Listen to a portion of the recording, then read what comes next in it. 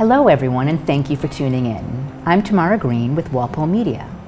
According to the Massachusetts Department of Health, people living with mental illness and substance abuse disorders are overrepresented in the state's criminal justice system. In fact, Massachusetts has reported percentages of mental health-related calls at twice those of the national average. Since 2007, the Department of Mental Health has been in collaboration with local law enforcement agencies to develop grant-funded jail diversion programs that are designed to generate alternatives to arrest and create successful diversion into treatment.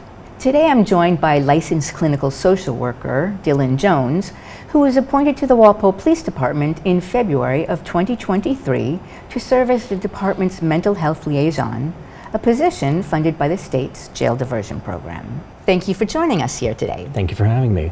Can you start by telling us a little bit about you? Sure. So I'm a Massachusetts native and was raised in Cambridge, grew up in Cambridge, lived in the Boston-Cambridge area most of my life. And I'm not going to tell you my age, and that's it. And how did you become a social worker? That's a good question. I became a social worker. I always had an interest in working with kids, and from adolescence on, I worked as like a childcare worker and a after-school teacher, and it sort of started there and evolved into working after college with at-risk youth, and it was just sort of a natural progression for me. I don't have a lot of practical skills, so it was a good way to use my interpersonal skills, put those to use. And I also have an older sister who's a social worker, so that was, she was an inspiration to me as well. Can you tell us what a mental health liaison is? My technical title with the Walpole Police Department in Riverside is jail diversion clinician, but that's interchangeable with mental health liaison. And essentially what I am is an in-house clinician with the police department who is available to respond to calls with them when there's something that's mental health related, or to do follow-ups, with individuals that they encounter maybe independently of me, who they realize in, meeting them it might need some services of some kind. It does seem, at least to me, that mental health crises are on the uptick, so I would imagine that makes your job very busy. It ebbs and flows. There's times where it's nonstop, and then there's times where there's lulls, which kind of keeps you on your toes because you never quite know what to expect. But you always have to sort of be at the ready to drop what you're doing, and go out with the officers to a scene. And you are going out with the officers for any age-related incident? Yeah, potentially. Okay. What can you tell us about the state's jail diversion program and how your position with the Walpole Police Department was established? The jail diversion program is a program of the Department of Mental Health. So there's the jail diversion program model, which is, similar to what I do. It entails mental health clinicians being embedded with police departments, doing ride-alongs, participating maybe in some cross-training of the officers. And that model emerged around 2002. Framingham was the first department in New England to sort of launch a co-response program. I'm not sure when the state kind of stepped in and, began assisting, but I do know that the program as it stands now, it's pretty big and it's growing. And essentially what they do is provide grant funding to really any police department that wants it. I mean, you have to apply, but it gives departments the option to hire a clinician to have in-house without it coming out of their operating budget. So. Does that mean that you work at the police station? It does. Okay, thank you. In what ways do you, as the department's mental health liaison, coordinate with responding officers? I coordinate with them, when there's a call where somebody might be, having some suicidal ideation, or if there's an individual who's maybe just really emotionally dysregulated and kind of out of control. And if there's a possibility that the person may need like a higher level of care, such as a hospital setting, they'll often bring me along to kind of consult with me and see what I think. Both myself and the officers have the ability to do what's called a Section 12, which is sort of an involuntary transport to an ER for further psychiatric evaluation. They like to bounce things off of me sometimes, and vice versa. So those are some of the situations in which I might coordinate with them. Another situation might be they'll alert me to somebody that they met, say, on the overnight shift when I'm not working, who needs to be connected to outpatient mental health services, like really needs a therapist and doesn't have one and doesn't know how to begin to find one. And so I might outreach to that person and give them some numbers and some resources to try to get connected to whatever it is they need. I was going to follow up on that because earlier you said sometimes you will go and follow up with the patient. Are you required to bring a police officer with you as well, or is it just you and the patient? Well, most of my follow-ups are done over the phone, but I do sometimes go in person if I sort of have an established rapport with that individual and I know that it's safe. The police often volunteer to accompany me. Sometimes I'll take them up on it. Sometimes I'll go independently. It's really just kind of case by case, just depending on, like I said, my relationship with that person, my comfort level, and the safety of the situation. Okay, thank you. Can you tell us about the specific resources to which individuals are typically directed?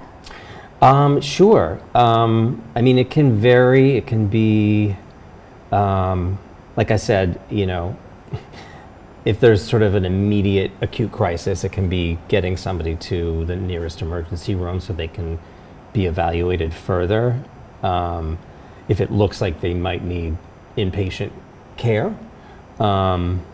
And inpatient care can take different forms. It doesn't necessarily have to be a psychiatric hospital. Like for kids especially, there are different lower levels of care that are a little less restrictive, such as like a CBAT program, which I forget what the acronym stands for, or like a partial hospitalization program, which is where you stay at home but you go somewhere during the day. It's like a day program that a kid might do for a week or two to kind of get some skills and get some extra support if they're having a hard time.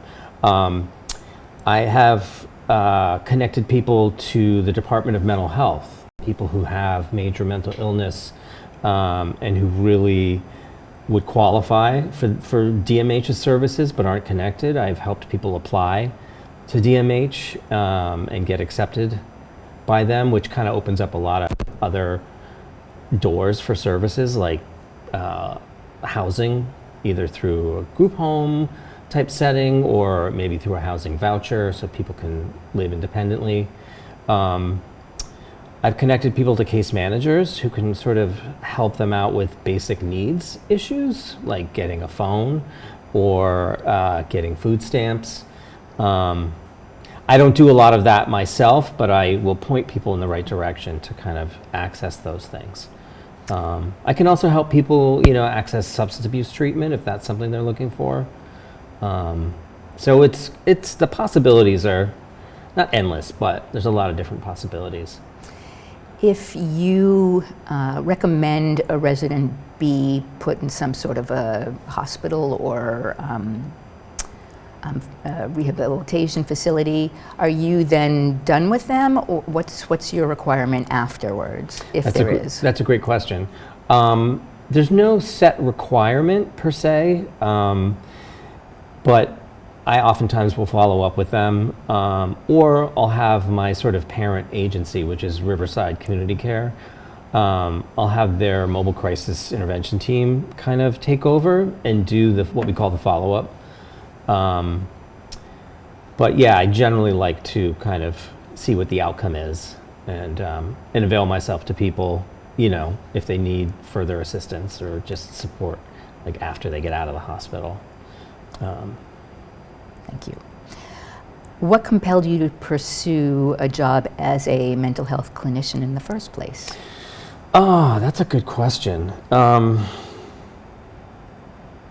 guess just, I find people endlessly interesting. I like being of service and helping others, as cliche as that might sound. And there's kind of a social justice angle to social work that also really appeals to me. It's sort of born of this tradition of like accepting people where they are and trying to be non-judgmental and sort of take into account, all kinds of like factors, like the environment from which they come and not just their individual psyche. I mean, it's really looking at the person kind of in their particular environment. And all the factors that sort of come along with that might be contributing to their stressors. So it's a holistic view, really, of people, and that appeals to me a lot. What kind, if any, of a requirement is it for you and or the police department to follow up and make sure someone has pursued help, whether it's seeing a therapist or a social worker or going to a drug treatment program? Are you required by state to, you said earlier that there can be a Section 9, I think you said? Section 12. 12, okay. Yeah, and really all the Section 12 does is guarantee that the person is transported to an emergency room. It's also recommending that they be held for 3 days for further evaluation, but once they get to that emergency room, then the hospital sort of, whatever their determination is, can kind of trump your decision. So once they get there, they get reevaluated.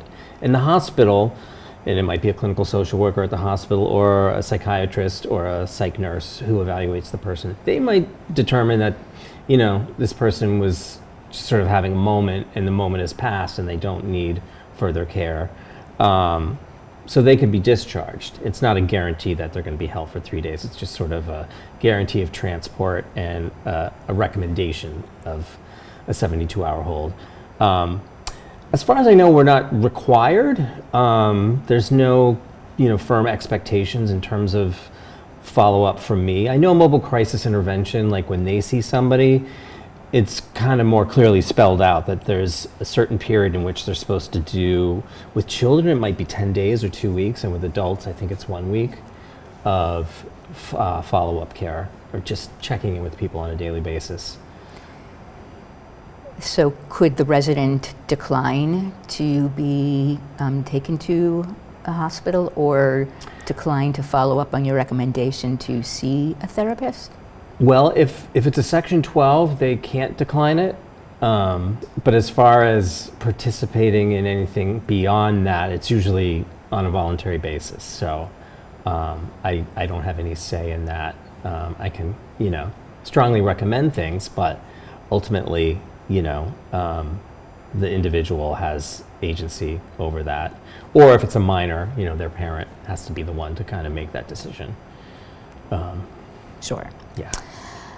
Can you tell us a little bit about your role at Riverside Community Care and what led you to that position? Sure. So I am an extension of Riverside's Mobile Crisis Intervention Team, which is a service that's available 24/7 that covers actually 17 towns, I believe. That's their catchment area. They're based out of Norwood.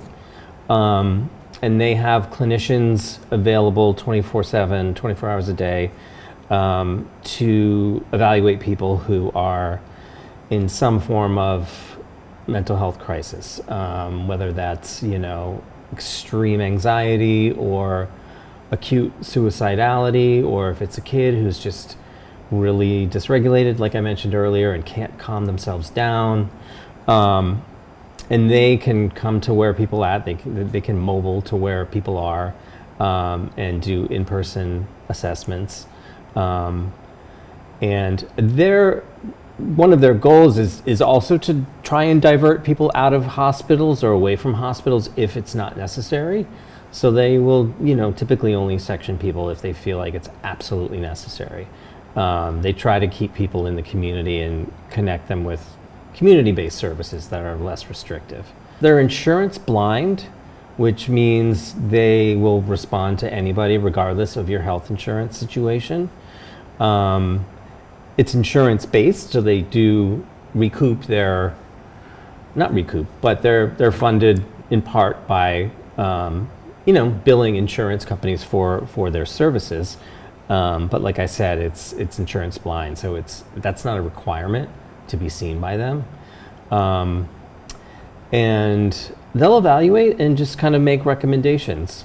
And those recommendations can be, this person needs to go to the hospital and be inpatient for several days, to, this person just needs to follow up with their outpatient providers or get connected to an outpatient provider. And, a few other options sort of in between. What I do and what they do can sometimes look very similar. Sometimes I will step in if there's a need for a clinician to evaluate somebody in Walpole and they don't have someone available. They can access me as sort of a backup. But typically, if the referral comes through MCI and not sort of through the police, then they'll be the ones to respond to it. And I should also, just to put in a plug for Riverside, so the location in Norwood that I mentioned, where Mobile Crisis is based, is also what's known as our Community Behavioral Health Center, which is about 2 years old now, and it's also includes like Riverside's outpatient clinic for that area, where people can do outpatient therapy, they can access psychiatry. We have some peer support programs that are also housed there. So there's a number of different services that are kind of housed in that one building. What does the term co-response model mean?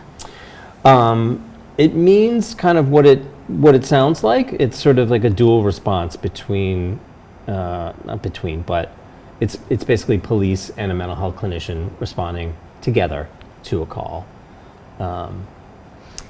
If it's a pretty severe call, would a mental health clinician from another community come and aid you, or vice versa, you help them? Is that ever?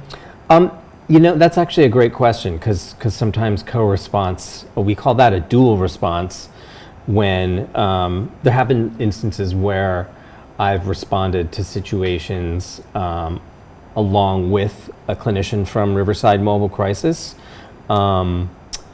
Sometimes I'll go if they're not immediately available, but they're sort of on their way, and then I can kind of do the immediate intervention and hand it off to Riverside.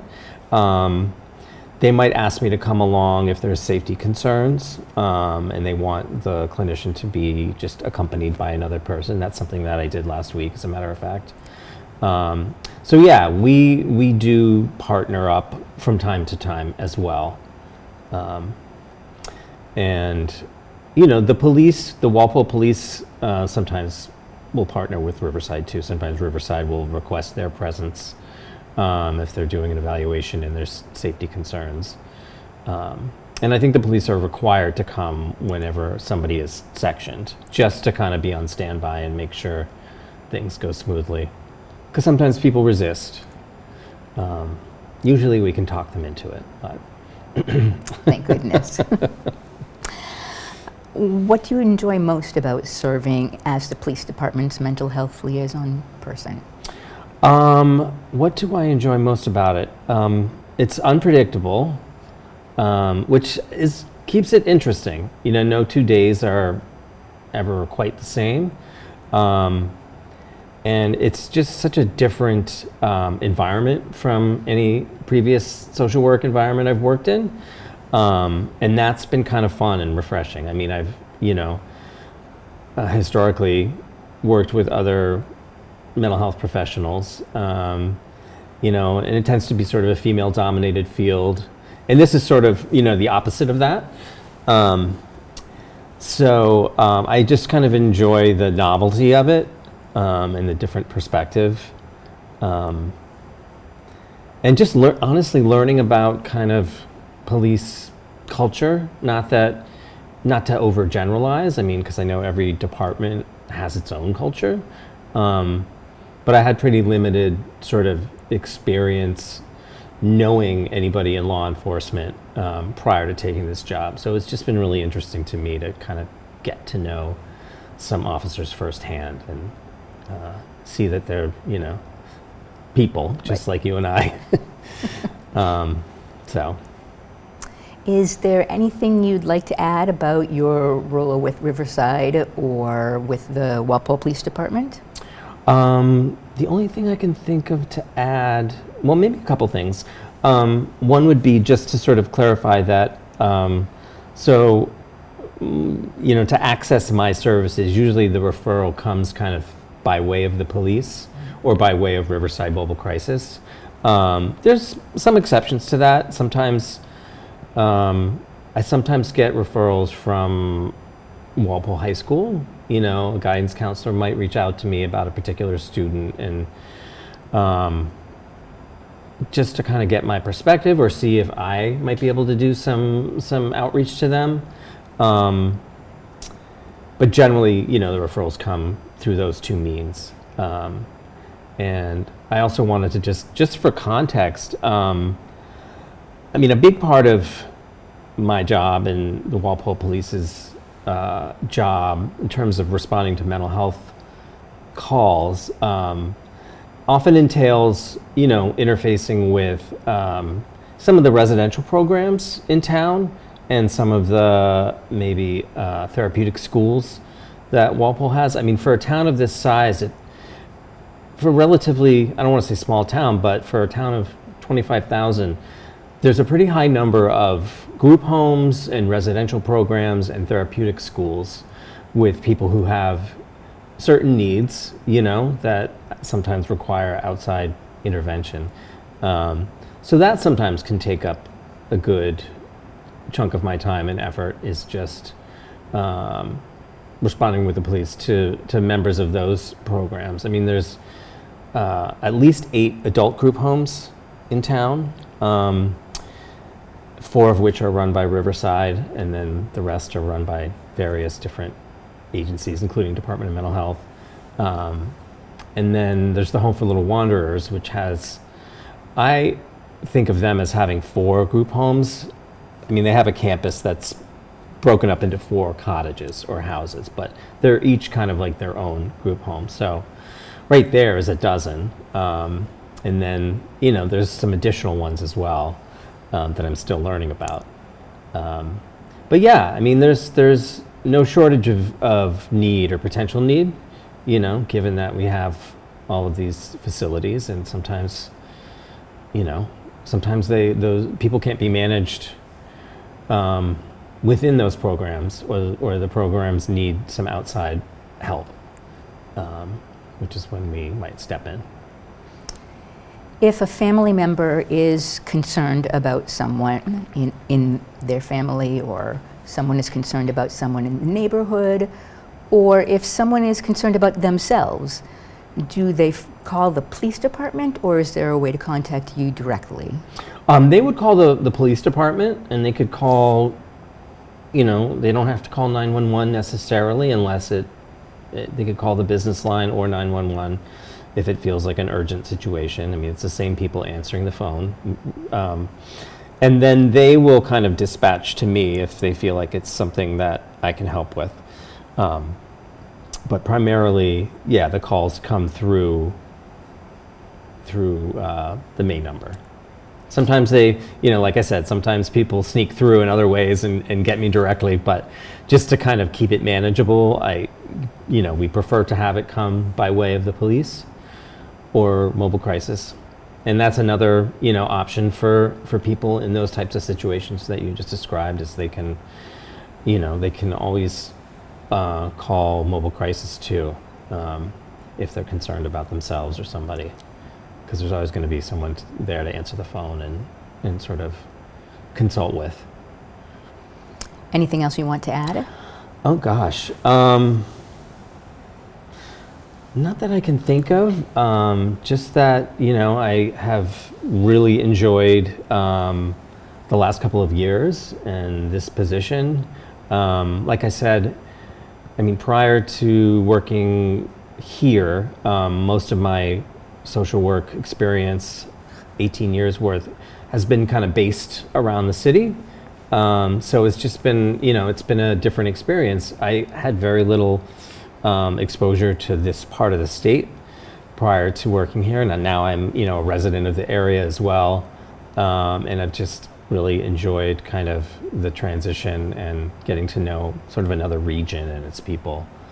So thanks for having me.